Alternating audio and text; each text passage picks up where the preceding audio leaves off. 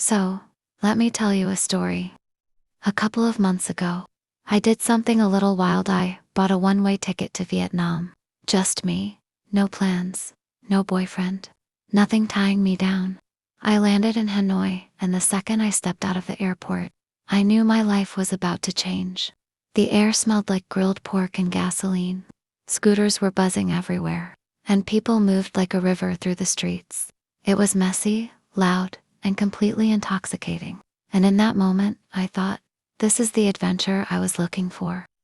I started off staying in a hostel in the old quarter. You know, the kind with bunk beds and creaky lockers and people from all over the world. At night we sat on tiny plastic stools on Ta Hien Street, drinking fresh beer for 25 cents a glass. Everyone was laughing, flirting, telling stories, and I remember thinking that dates back home were never this cheap or this fun. I met people from everywhere. Australians who could outdrink anyone, French travelers sketching temples, and this one German guy with tattoos who caught me staring a few too many times. Sometimes the conversations got flirty, sometimes they got deep, and sometimes both. But it wasn't just about people. Hanoi itself felt like a lover. Every day I would wake up and let the city seduce me in new ways. I wandered through the narrow streets of the old quarter, each one with its own story. Silk Street, Silver Street, even Coffin Street. I'd stop for an iced coffee so strong it made my heart race. Then walk to Hoan Kiem Lake at sunrise, where old men practiced Tai Chi, while couples strolled hand in hand. There was mist over the water and it felt like the lake itself was whispering secrets. One of my favorite thrills was Train Street. Imagine standing inches away from a railway as a giant train comes rushing past. So close you can feel the wind on your skin. Like a dangerous kiss that almost touches you but never quite does. My heart was beating so hard, and when the train finally passed, I couldn't stop laughing. That adrenaline, that rush, it was sexy.com. Food in Hanoi is another kind of adventure. I'll never forget sitting in a tiny plastic chair, eating a bowl of Beyond Shake grilled pork with noodles and herbs. The smoky flavor, the tangy dipping sauce, it was explosive. Across from me sat that German guy from the hostel, and honestly, the food wasn't the only reason I was sweating.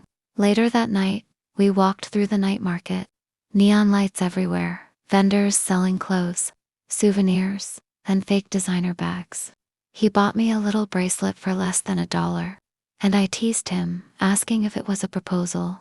He winked and said, "Only if you'll say yes for one night." I didn't say yes. But I didn't say no either. After a while, I got tired of hostile life and decided to rent my own apartment near Westlake. It wasn't big, but it had a little balcony where I could sip my coffee and watch the city moving below me. Living alone in a foreign city is something else. It makes you feel independent, but also a little dangerous. Some nights I cooked noodles and danced around in my tea. Other nights, I didn't exactly sleep alone. Hanoi has a way of pulling people together, even just for a night or two. During the days I played tourist, I visited the Temple of Literature, where students still pray before exams. I went to Holo Prison, heavy with history, and climbed to Tran Quoc Pagoda, the oldest temple in the city, where the sunset made me sigh like I was falling in love. I even rented a motorbike one day and just rode outside of Hanoi with no plan at all. Hair in the wind, lips chapped, heart pounding. That feeling of being free, with no map, no rules, just the open road, it's addictive. And then came the nights. Hanoi nights are electric. On Ta Hien Street, backpackers danced in the street, music blasting, beer overflowing. A Spanish guy grabbed my hand one night and tried to teach me salsa right there on the pavement. Did I kiss him? Maybe. Did I regret it? Absolutely not. The city has this way of making you say yes to things you'd never try at home. 2 months went by in a blur of flavors. Kisses, motorbike rides, temples, and hangovers. Of course, there were moments I cried, moments I felt lonely, and moments I thought, what am I doing here? But honestly, that was part of the adventure. I didn't come to Hanoi to be comfortable. I came to feel alive, and I did. What I found wasn't just adventure, it was romance. Not with one person, not with one story, but with life itself. Hanoi flirted with me every single day, and I fell for it hard. The flavors stayed on my tongue, the laughter echoed in my chest. The kisses, well, those stayed on my lips just long enough to make me want more. So if you're ever thinking of running away, packing a bag, and chasing something wild, do it. Book that ticket. Go to Hanoi.